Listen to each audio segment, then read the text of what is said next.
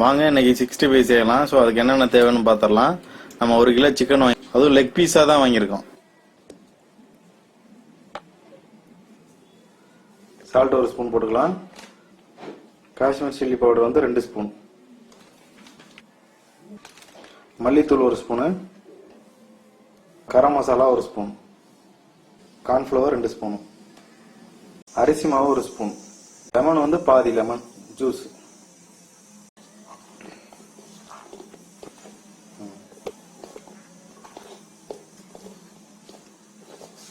நல்லா பெசருவோம். உப்பு அந்த காரம் எல்லாம் உள்ள சேர்றதும் நல்லா பெசரலாம். ஒரு முட்டை 1 போட்டுக்கலாம். முட்டை கொஞ்சம் ஊற்றிக்கலாம். ஒரு முட்டை நம்ம. இஞ்சி பூண்டு ஒரு ஸ்பூன்.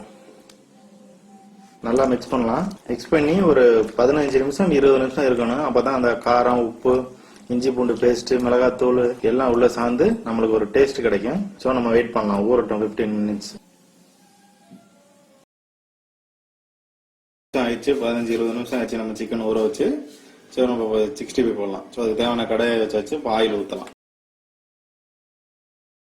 ஆயில் ஊற்றியாச்சு. காயிட்டு நல்லா காஞ்சரப்போட நம்ம போடலாம். எண்ணெய் காஞ்சிருச்சு. நம்ம இப்போ போடலாம்.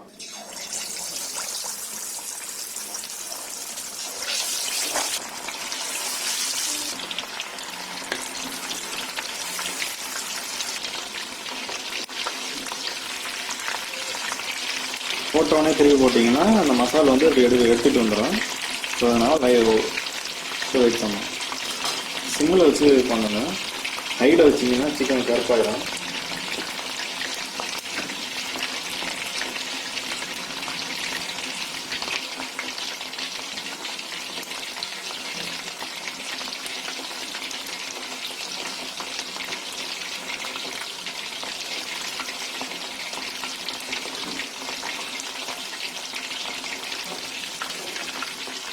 இன்னொரு திருப்போம்.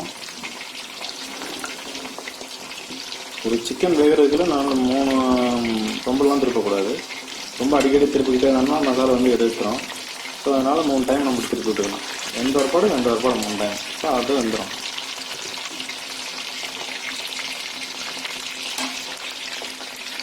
நல்லா வந்துருச்சு சிக்கன். இப்போ எடுத்துடலாம்.